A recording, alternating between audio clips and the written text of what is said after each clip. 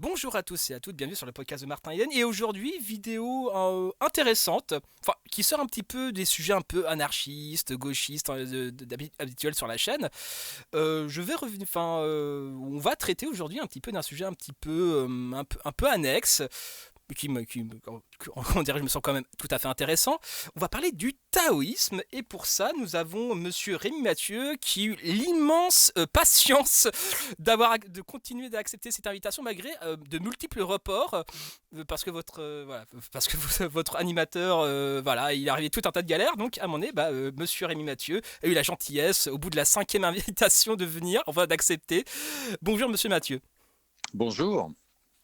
Je voulais le préciser en public, effectivement. Cet entretien a été. J'ai un peu bataillé pour. Enfin, un peu bataillé. Il y a disons qu'il y a des entretiens qui se sont faits un peu plus facilement. Donc, vous avez écrit effectivement le taoïsme aux éditions presse universitaire. Enfin, le que sais-je aux presses universitaires de France.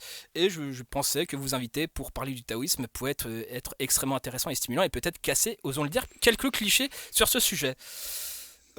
Parlez un peu de vous, qui êtes-vous, pourquoi les presses universitaires de France vous sont contactés pour écrire ce que sais-je. Bonne question.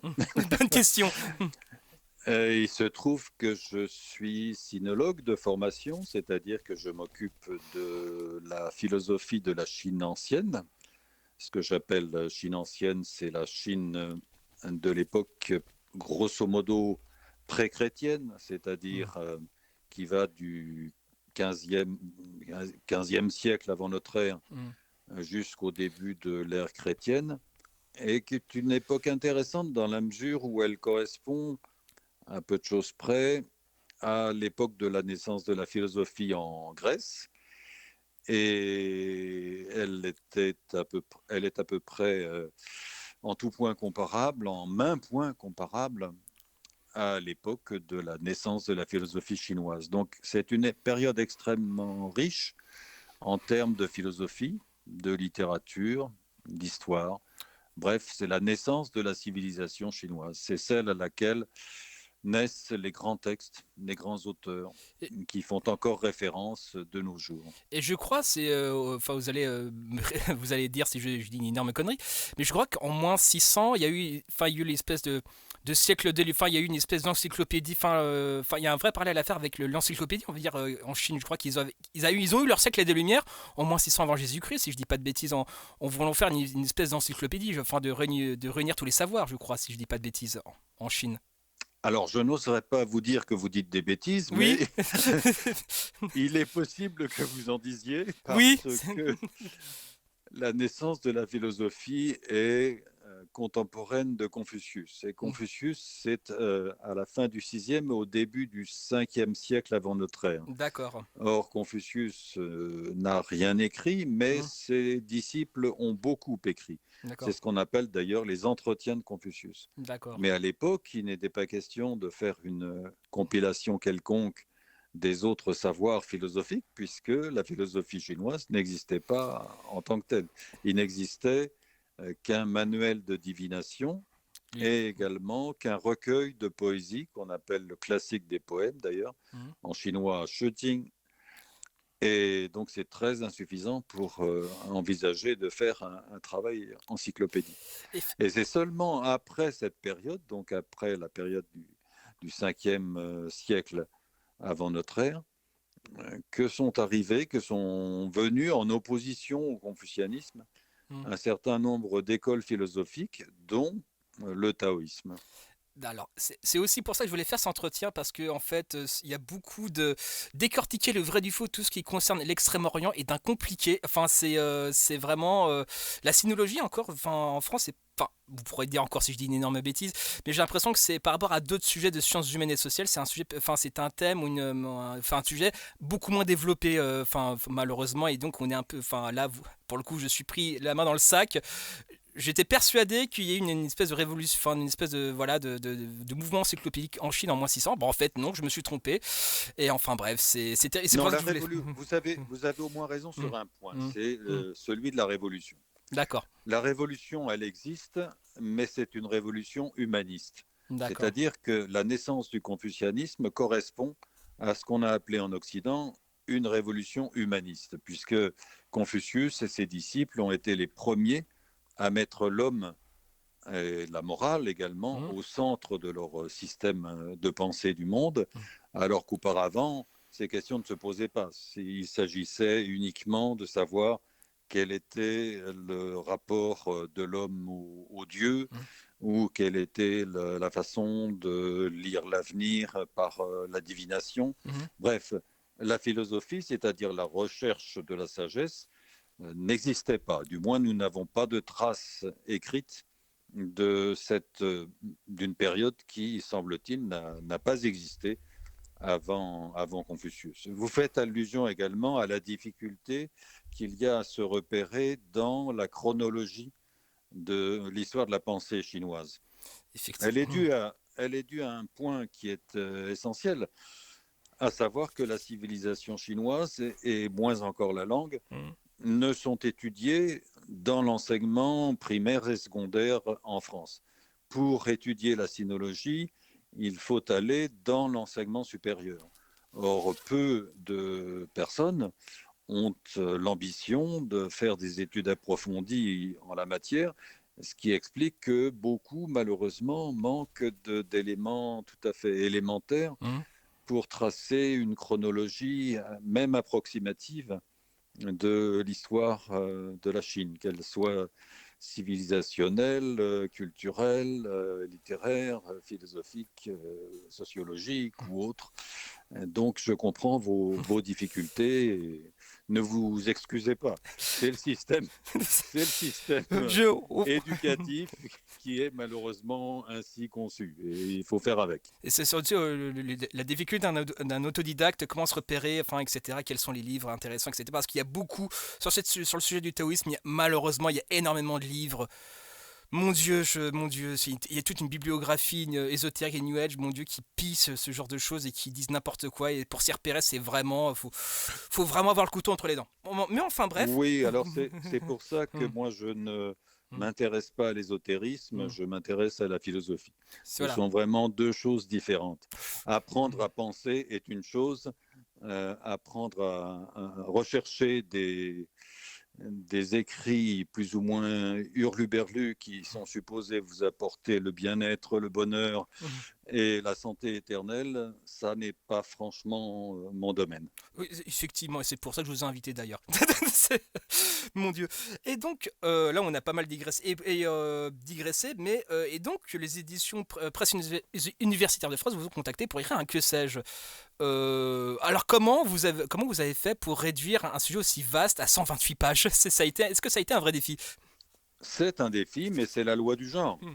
Les que sais-je sont limités à 128 pages, Mhm. donc quel que soit le sujet, Mhm. que ce soit la culture des carottes en Haute-Auvergne au 19e siècle, le christianisme dans l'Europe occidentale du 18e ou le taoïsme, il faut que ça tienne en 128 pages. Donc, c'est un défi qu'il faut accepter, avec lequel il faut faire. Pour certains auteurs de que sais-je, ils font 128 pages, mais ils écrivent très petit. Hein, certains trichent. Mais ça, vous, la police d'écriture est lisible. Ça va comparer à d'autres où ils écrivent volontairement petit pour faire entrer plus de trucs. Mais enfin, bref, c'est. Mais le nombre de caractères est aussi limité. C'est-à-dire que, Ah, oui, oui, ça n'est pas que 128 pages. C'est ah, un certain nombre de signes dont j'ai oublié le mm. nombre, qui sont également imposés. Mais c'est la loi du genre. Donc, c'est aussi le travail d'un auteur que de se plier aux règles d'une collection dans laquelle on lui demande de publier. Non, surtout en plus, les que sais-je, malheureusement, souffrent comment dirais-je, d'un peu de mépris. Alors que bon, c'est quand même des formats, enfin en tout cas des formats très intéressants pour des gens qui veulent découvrir un sujet en douceur, je trouve. Exactement. C'est même le but de cette Mm, collection, c'est oui. de s'adresser à ce qu'on appelle l'honnête homme, hein, Mhm, mhm, c'est-à-dire aux étudiants, mhm, c'est-à-dire aux personnes qui ne sont pas des spécialistes et qui n'entendent pas le devenir, mais qui veulent disposer d'une information fiable, de qualité, mhm. mais dans un format raisonnable.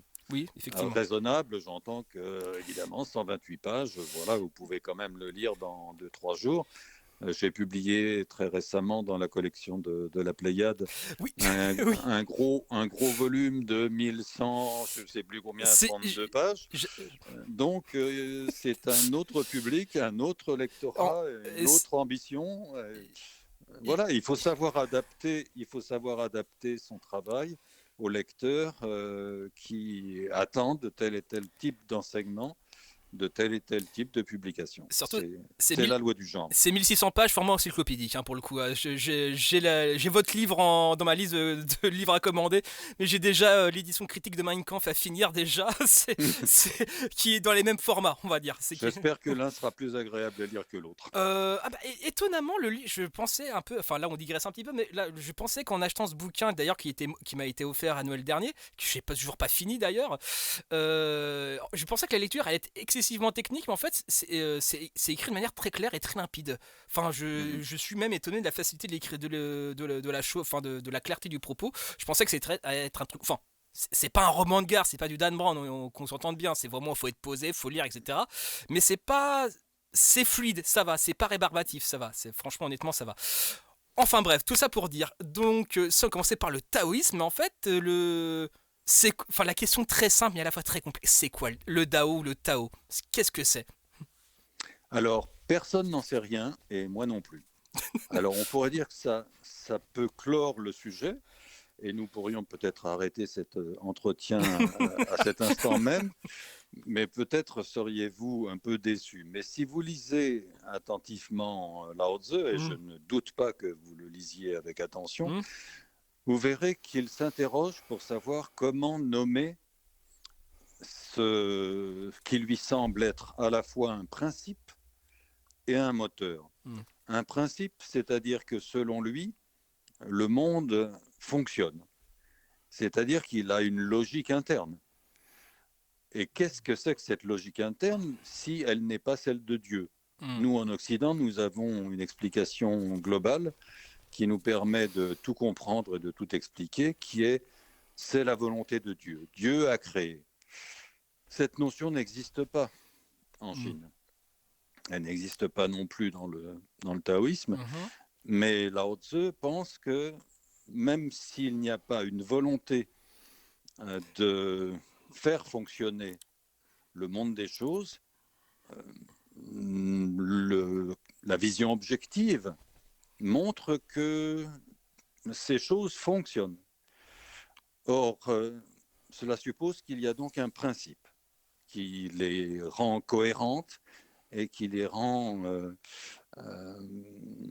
fonctionnables, hein, si je puis dire, Mmh. les unes avec les autres. Le deuxième élément, c'est que pour qu'elles fonctionnent, il faut qu'elles aient un moteur, une énergie. Or, il faut nommer ceci. Et comment le nommer? Eh bien, c'est la question qu'il pose dans son ouvrage, l'ouvrage qui porte son nom d'ailleurs, puisque Mmh. Lao Tzu a écrit un livre qui n'a pas de titre, mais auquel on a donné pour titre le nom de son auteur supposé. C'est pour ça qu'on parle du Lao Tzu, Mmh. écrit par Lao Tzu.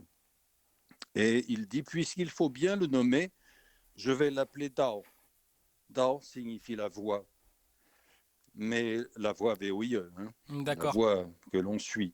d'accord. Mais c'est aussi un terme qui a de très nombreuses significations. Donc c'est la raison pour laquelle bien souvent les traducteurs occidentaux se dispensent de le traduire parce que si vous traduisez par la voix, évidemment, vous ne faites pas d'erreur, mais Mmh. vous limitez Oui, un champ sémantique à un mot qui a de multiples autres significations. d'accord. Et plus ça signifie en particulier la façon d'agir, la façon de se comporter, la façon de concevoir le monde, etc. Ou le nom d'agir aussi. Oui, bien sûr. Mmh. Et dans une variante graphique du caractère, signifie aussi conduire, conduire une action, ou Mmh. indiquer la façon dont on peut pratiquer une action, se comporter, ou bien guider. Donc, vous voyez, les sens sont extrêmement variés. Donc, à la question qu'est-ce que le temps, il n'y a pas de réponse à cela. Mmh. Et la meilleure preuve en est que l'un des synonymes de temps est le mot qui signifie mystère. C'est-à-dire que si vous arrivez à savoir ce qu'est le Tao, vous le définissez. Et si vous le définissez, vous le limitez. Or, le Tao est par nature sans limite. Il est infini. Effectivement, c'est à partir, c'est un peu, oui, je vois un petit peu le paradoxe. À partir du moment où on le nomme, on le limite. Ce qui en fait sa force, c'est justement le fait est qu'il est indéfinissable quelque part. Exactement. Voilà. Exactement. Vous avez parfaitement Mhm. compris.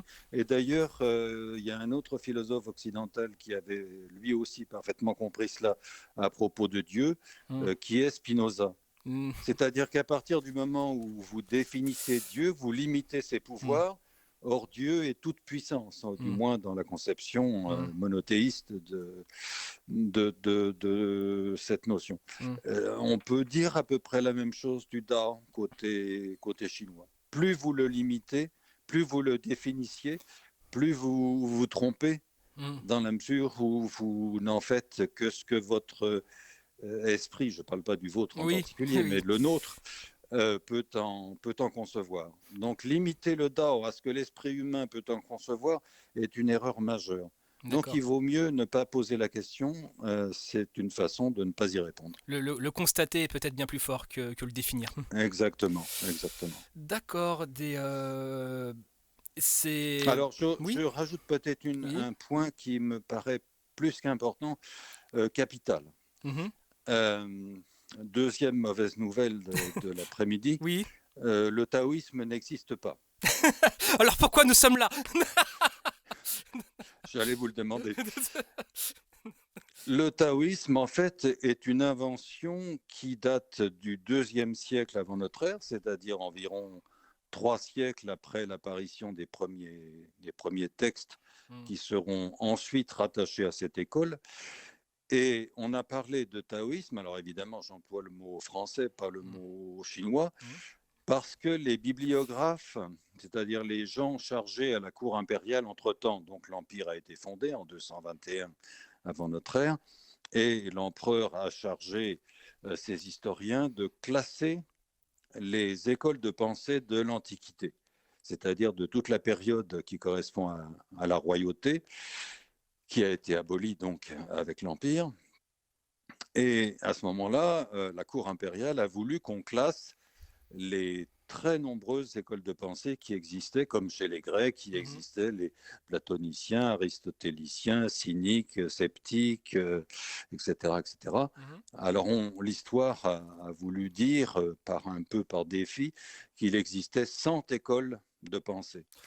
Bon, il en existe peut-être pas 100, mais en Mhm. tout cas, il en a existé de très nombreuses. Mhm. Et on n'y comprenait plus grand-chose, si bien donc que les premiers empereurs ont demandé aux historiographes de bien vouloir constituer des listes d'auteurs et de les classer thématiquement. Alors, ce qui a été fait, et du coup, on a regroupé ces auteurs, dont vous connaissez le nom de certains, comme Mhm. Lao Tzu, Zhuangzi, Liezi, Mhm. Huainanzi, etc. Tzu signifie maître, hein. Mhm. Et on les a classés dans la rubrique Tao Tia, c'est-à-dire école du Tao, ce qui n'est pas faux. Mais à l'époque où ces grands auteurs ont écrit, ou bien ont professé leur doctrine, le taoïsme n'existait pas. C'était un peu comme Marx qui ne savait Mhm. pas qu'il était marxiste. Puis à la fin de sa vie, il a dit qu'il n'était pas. Donc, Oui, alors en en plus. plus. Mais Lao Tzu n'a pas eu cette opportunité Mhm. puisque lui, il est mort si jamais il a, Il est- si jamais il a existé, parce que Mhm. c'est pas tout Mhm. à fait sûr. En tout cas, le type qui a écrit le Lao Tzu, lui, il est mort probablement au IVe siècle avant notre ère, Mhm. et donc assez peu concerné par ces Mhm. classifications tout à fait tardives et contestables, Mhm. et contestées d'ailleurs Mhm. par la suite. Mais l'histoire a entériné ce choix, et nous nous y maintenons, évidemment. D'accord. Bon, Nous y conformons. effectivement, donc il y a un peu une part d'arbitraire dans cette classification, du par les nécessités de l'histoire. Oui, mais elle est commode, si vous Mhm. voulez. Elle est de la même façon qu'on parle, je ne sais pas moi, des romantiques ou des impressionnistes. Ouais, Voilà, on sait à peu près de qui on parle et quelles sont les caractéristiques essentielles de cette catégorie d'auteurs. et peut-être aussi pour rebondir et peut-être finir sur qu'est-ce que le Dao, c'est aussi, je me suis laissé entendre que le Dao est peut-être aussi, qu'on dirais-je, une philosophie du paradoxe aussi. Oui, tout à fait. Mhm, Oui, parce que les taoïstes, alors mhm, on va pas remettre à chaque fois des guillemets, mhm. hein, Oui. mais il faudrait quand même les avoir en tête. Mhm. Donc les taoïsmes sont nés en opposition au confucianisme. D'accord. Le confucianisme est une philosophie, bon, comme son nom l'indique, issue de Confucius. Mhm, D'ailleurs, en nouvelle mauvaise nouvelle, mhm. le confucianisme n'existe pas non plus, puisque Est-ce que j'existe? en fait, Est-ce que nous sommes le alors fruit vous, de le je ne rêve? sais pas. Votre voix, oui.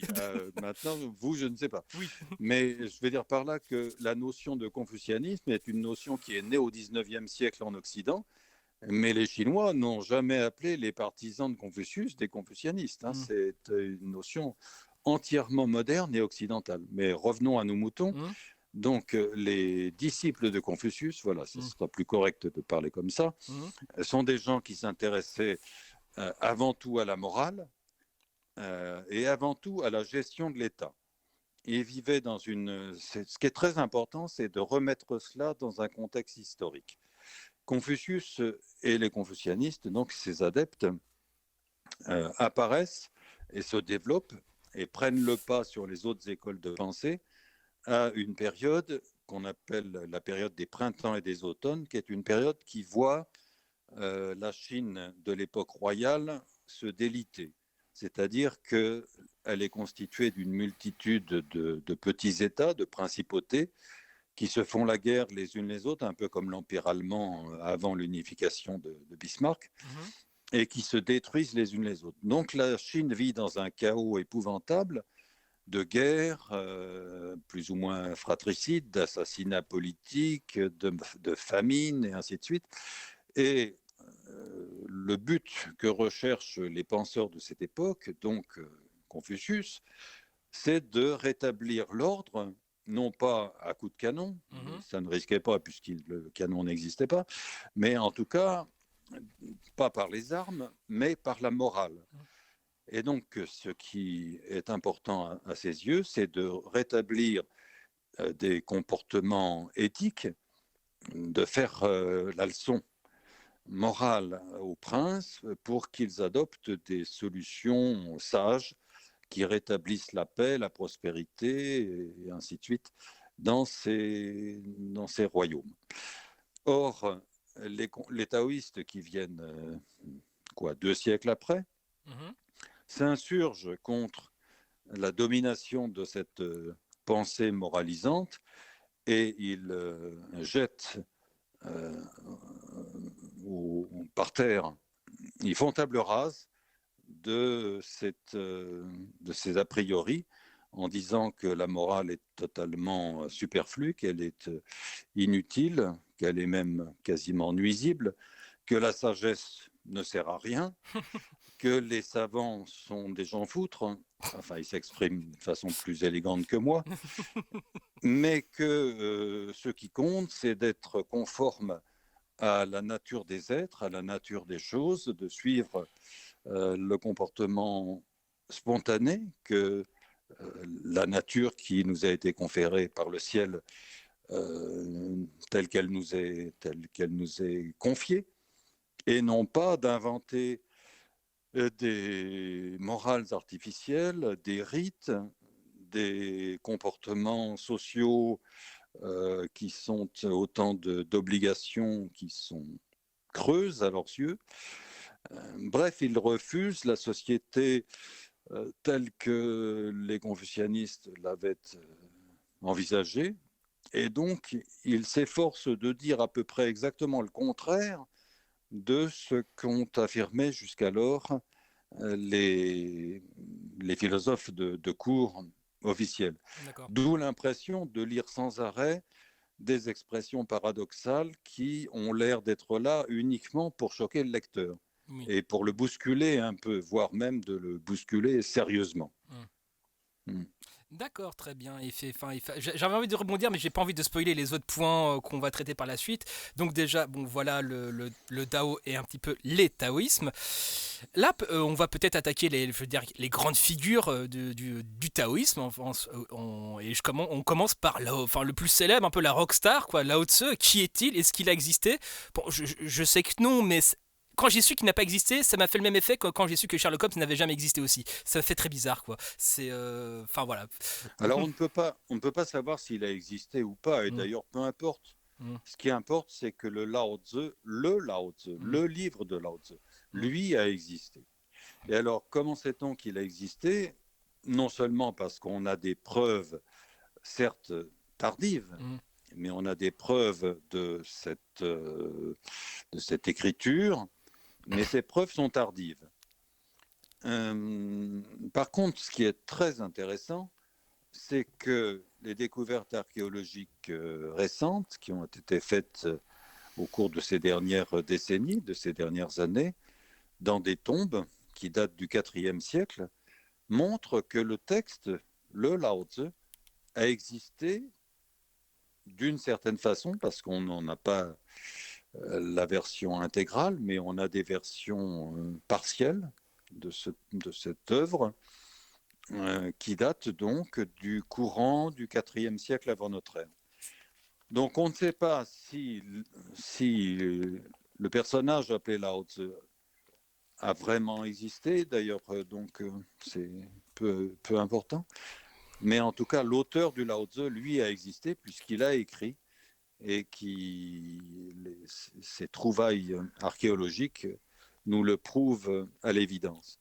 La deuxième chose qui est intéressante, c'est que dans le siècle suivant, c'est-à-dire le IIIe siècle avant notre ère, on citait le Lao Tzu. Donc c'était un texte qui était connu, reconnu, apprécié, utilisé, critiqué par d'autres écoles de pensée et aussi par des adeptes de cette œuvre qui s'appelait successivement Zhuangzi, Liezi et Huainan Tzu. Donc ces différents penseurs ont accordé une grande importance à cette œuvre qu'ils ont considérée comme étant fondatrice, comme étant l'œuvre qui a réellement fondé la doctrine du Tao. D'accord. Et sur Lao Tzu, d'un point de vue typiquement personnel, ce qui m'est arrivé, enfin, est-ce que je l'ai été réellement concret? Mais je crois aussi que, enfin, je crois en tout cas, je fais souvent des comparaisons personnellement entre Lao Tzu et Diogène le cynique. Est-ce qu'il y aurait, et voire même le sage entre guillemets taoïste, me fait toujours cette impression de sage mais énervé. En fait, qui prend un peu le contre-pied du sage, la figure du sage vraiment posé, calme, hein, voilà, etc. J'ai toujours de ce que j'ai pu en lire, les sages taoïstes sont plutôt des sages, mais plutôt énervés. C'est limite. Alors, je ne dirais pas qu'ils sont énervés, Mhm, enfin, peut-être mhm, l'étaient-ils, mais mhm, je n'ai pas de preuves mhm, à cet égard, mhm, mais ils sont souvent excentriques. mhm, C'est-à-dire, pour eux, ce qui compte, vous souligniez tout à l'heure mhm, la façon de cultiver le paradoxe, mhm. ce qui compte, c'est de heurter les habitudes de pensée, c'est-à-dire d'aller contre la doxa D'accord. et de démontrer par là même que la façon dont nous avons de penser dans la vie quotidienne ou même dans la vie intellectuelle supérieure est faite d'a priori. D'accord. Nous pensons uniquement par a priori. Nous pensons parce qu'on nous a appris à penser comme ça et parce que la société dans laquelle nous vivons nous donne les instruments pour penser de cette façon. Mais si on vous dit que le bien n'existe pas plus que le mal, si l'on vous dit que le beau n'existe pas plus que le laid, et d'ailleurs vous avez des passages Oui. dans le Lao Tzu qui le disent à peu près explicitement, alors tout est relatif. C'est, Il n'y a pas de vérité. c'est, Et s'il n'y a pas de vérité, il n'y a pas de vrai ni de faux. c'est- Or, la philosophie classique vous apprend à rechercher la vérité, à rechercher le beau, à rechercher la sagesse. je me souviens de la ligne du poème, c'était oui, le court et le long se donnent mutuellement leur sens. Mhm. Je crois que c'est ça le passage, enfin s'il est bien traduit, mais effectivement c'est le oui, le court et le long ne laissent que l'un par rapport à l'autre. C'est à partir du moment où on désigne que ceci est court, effectivement, automatiquement on crée quelque chose de long. Voilà, voilà, Effecti- exactement. D'où la nécessité de recourir, enfin selon eux, Hmm, à un relativisme absolu. d'accord. C'est-à-dire que non seulement il n'y a pas de vérité, mais que la recherche de la vérité est une erreur fondamentale. Alors je sais que Alors, oui, pardon, excusez-moi, allez-y. oui, Je veux dire par là que si vous cherchez une affirmation, vous êtes déjà dans l'erreur, D'accord, puisque rien ne peut être affirmé de rien. d'accord. Et également, rien ne peut être nié de rien. C'est à la fois la difficulté et le charme de l'entreprise, c'est que vous sortez de ce questionnement plus angoissé que vous n'y étiez rentré. Totalement, c'est ce qui me fait penser le parallèle avec les cyniques grecs, c'était cette capacité à tout remettre en question de manière permanente et de manière assez vivace et assez spectaculaire, quoi, quelque part. Oui. Alors il ne faut pas se faire d'illusions, Hmm, c'est aussi un jeu de l'esprit. Hein. oui. C'est-à-dire, on s'amuse à déstabiliser l'adversaire, ou supposait-elle, Hmm, et il y a des dialogues tardifs, entièrement hmm, reconstruits bien sûr, des dialogues tardifs entre Confucius et Lao Tzu, qui, je le signale au passage, n'ont hmm, pas vécu à la même époque, hmm. et qui ont toujours été composés par des taoïstes, dans lesquels on s'amuse à ridiculiser Confucius, parce que Confucius se raccroche à ces vérités qu'il croit éternelles, à sa recherche de la sagesse, à sa recherche du bien et du beau. Et évidemment, à chaque fois, il se fait ramasser en beauté par un sage qui lui dit: mais vous êtes un parfait imbécile, qu'est-ce que vous avez à rechercher des notions qui n'ont aucun sens, ou du moins qui n'ont un sens que dans un contexte social déterminé. Parce qu'il suffit de changer de contexte social pour que ces vérités n'aient aucune valeur. Ça fait penser aussi à la passe d'armes qu'il y a eu entre Diogène et Platon, bien que Diogène et Platon étaient plutôt de la même époque, enfin ils étaient contemporains, je crois que Diogène était un peu plus vieux que Platon d'ailleurs. Enfin voilà, c'était Diogène qui lavait ses légumes à Thèbes, et puis Platon qui disait oui, qui voyait Diogène laver ses légumes, il dit oui, Diogène, si tu étais au service du roi de Thèbes, qui était à l'époque un roi tyrannique, tu n'aurais pas besoin de laver tes légumes. Et Diogène aurait cette réponse fameuse en disant que si tu lavais tes propres légumes, tu n'aurais pas besoin d'être au service d'un roi tyrannique. Oui, exactement. C'est- Chez Zhuangzi, Mm, donc, qui est le disciple le plus célèbre mm, et le plus talentueux, je dirais même le mm, plus génial mm, de Lao Tzu, il y a également ce refus du politique. C'est-à-dire qu'il y a plein d'historiettes dans le Zhuangzi mm, où on raconte comment un conseiller du prince vient chercher Zhuangzi en lui disant: j'ai ouï dire que vous étiez le plus sage des sages, est-ce que vous voudriez être Premier ministre?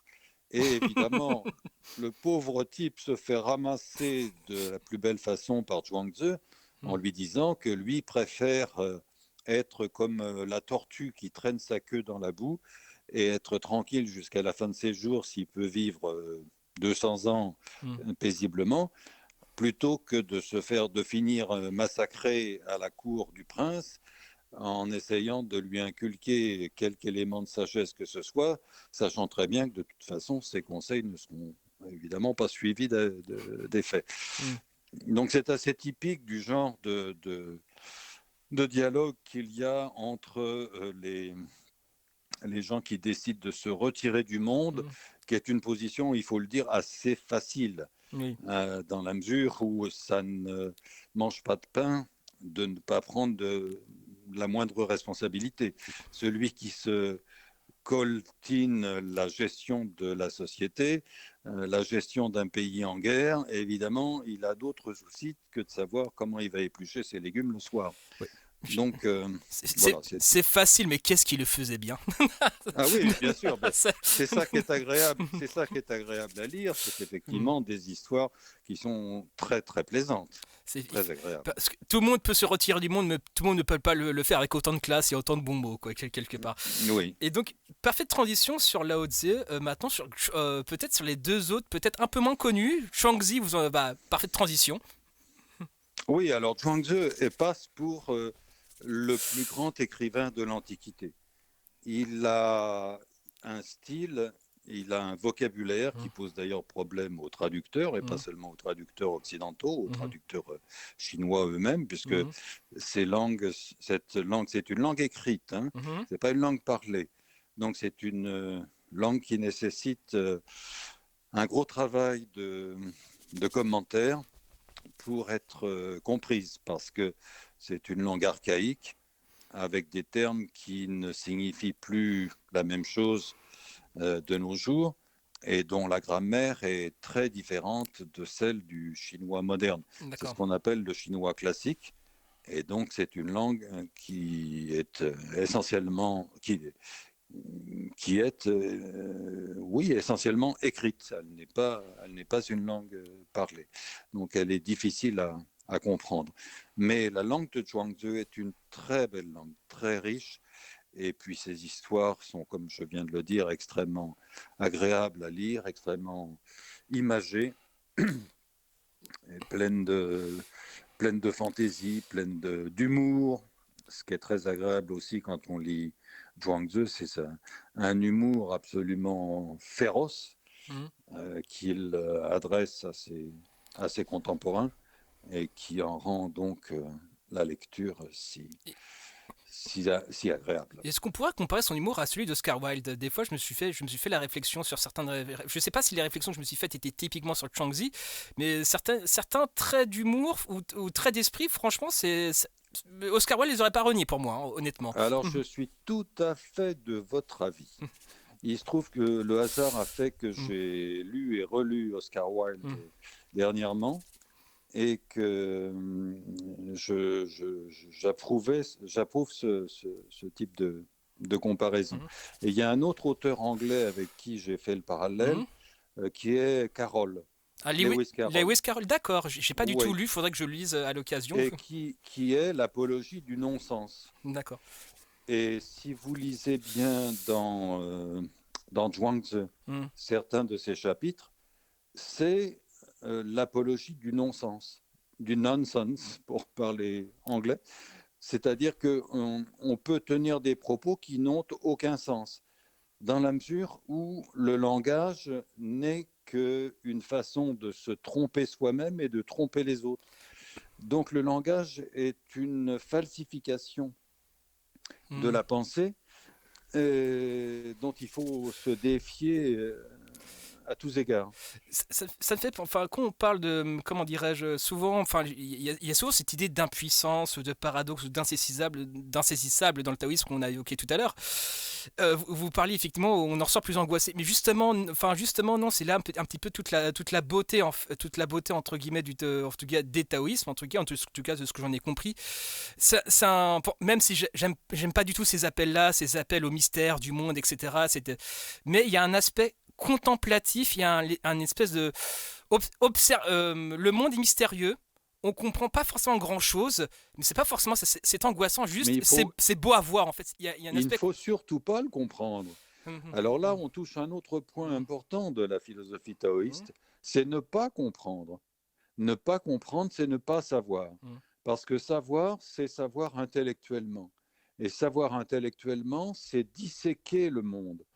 Or, dans un des points importants de la pensée taoïste, c'est l'unité du monde, l'unité des choses, ce que les taoïstes appellent le grand un, qu'on peut appeler aussi le grand tout, c'est-à-dire que chaque élément, ce que les Chinois appellent les 10 000 êtres ou les 10 000 choses, Wan Wu en chinois, donc l'ensemble des choses telles que nous les percevons, forment donc une unité insécable et ce qui revient au sage, ou du moins celui qui aspire à l'être, c'est de ne faire qu'un avec les choses et non pas de disséquer les choses pour essayer de voir comment elles fonctionnent, comment elles s'imbriquent les unes dans les autres. À partir du moment où vous analysez le fonctionnement des choses, où vous essayez de comprendre comment tout cela marche, comment tout cela se coordonne, vous provoquez une scission Oui, c'est vrai, oui. dans cette unité. Et donc, il y a toujours cette condamnation de la connaissance qui est une connaissance intellectuelle. Et vous avez des passages qui sont très célèbres, à la fois dans Lao Tzu et dans Zhuangzi, où il recommande de savoir sans savoir. Alors le mot chinois est le même, c'est le mot zhi, qui signifie à la fois savoir, comprendre, avoir conscience de, d'où la difficulté qu'il y a à traduire ce genre de propos. Mais son idée est on peut savoir quelque chose, ou on peut savoir quelqu'un sans le comprendre. Et un exemple qui vient à l'esprit et qui est assez connu dans l'œuvre de Zhuangzi, c'est Zhuangzi qui est sur un pont avec son ami. Mhm. Et cet ami, d'ailleurs, n'est pas un disciple. Hein. C'est ça qui est intéressant dans ce passage-là. Et ils contemplent la rivière et ils observent que des poissons sautent de la rivière. Je crois que c'est à la fin du chapitre 2. Enfin, bon, peu importe. Et Zhuangzi lui dit, voyez comme ces poissons sautent dans l'eau, enfin de l'eau, et comme ils ont l'air joyeux. Et son ami lui dit, oui, je vois bien que les poissons sautent dans l'eau, mais comment pouvez-vous savoir qu'ils sont joyeux? Et Zhuangzi lui répond, mais comment savez-vous que je ne sais pas que les poissons sont joyeux? Vous n'êtes pas moi, donc vous ne savez pas ce que moi je sais. Et l'autre lui répond, mais certes, je ne suis pas vous, mais vous n'êtes pas un poisson, vous ne pouvez donc pas savoir si les poissons sont joyeux et sautent pour autant. Mhm. Et Zhuangzi lui dit, certes, mais c'est ce que j'observe, c'est ce que je vois. Et donc le fait que je vois ces poissons suffit à me faire comprendre que ces poissons sont joyeux. C'est parce que je les vois, c'est parce que je fais en quelque sorte corps avec eux que je comprends qu'ils sont joyeux. Quoique je ne connaisse pas le principe, l'explication intellectuelle qui m'assurerait que les poissons sont effectivement joyeux. Effectivement. Voyez la subtilité Oui, là, du raisonnement. là, je sais dans mon public, il y a certains qui sont plutôt adeptes du scepticisme et de la zététique. Là, je les entends déjà, je les entends saigner du nez déjà. Enfin bref. Ah ben, c'est le Hum. but de la manœuvre, c'est qu'ils Oui, saignent du nez, c'est c'est-à-dire qu'ils sortent, c'est- c'est qu'ils sortent de leur façon de penser a priori. Il faut oui, penser autant que possible sans a priori. Mm. effectivement, donc ouais, c'est ce que je voulais dire aussi, c'était par rapport à ça, c'était effectivement, c'est plutôt enfin enfin pour moi les taoïsmes en fait, on est une espèce de, comment dire, c'est l'art de la contemplation aussi quelque part du mystère. Oui, la contemplation, vous avez Hmm, raison, et également l'intuition. d'accord. Parce que s'ils sont opposés à la connaissance telle que les autres philosophes Hmm, l'appréhendent, c'est-à-dire la connaissance intellectuelle, hmm, ils ne sont pas du tout opposés à ce savoir qui permet les relations non seulement entre les hommes, mais entre les hommes et le reste de la création, enfin, hmm, quoique le mot création soit un terme chrétien. hmm. Mais ce qui Du est coup, très important dans les textes taoïstes, c'est la communication directe par intuition entre les hommes d'une part, et entre les hommes et les bêtes, voire entre les hommes et les plantes, qui peuvent non pas se comprendre, mais se ressentir par ce phénomène d'intuition sans se comprendre, justement. effectivement. Parce ils appartiennent à un même ensemble de la nature, qui forme la nature, qui forme le grand un, C'est cette unité, et qui va au-delà de l'intelligence et de c'est- la compréhension intellectuelle. c'est une phrase, je crois, je sais plus c'est quel taoïsme, mais enfin, pas la création, mais le cosmos vit dans l'illusion de la séparation. Ah oui.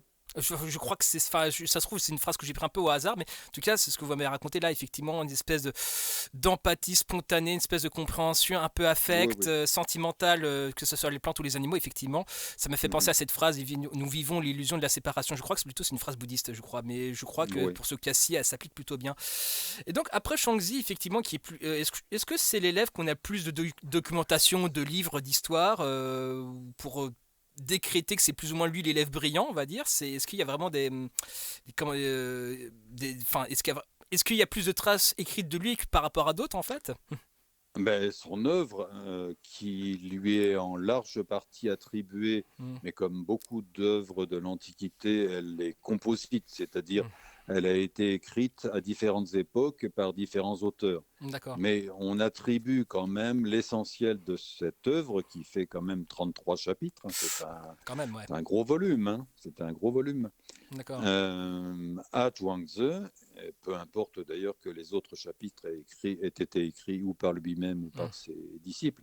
Enfin, ils sont en tout cas se rattachent à la même façon de penser. mm.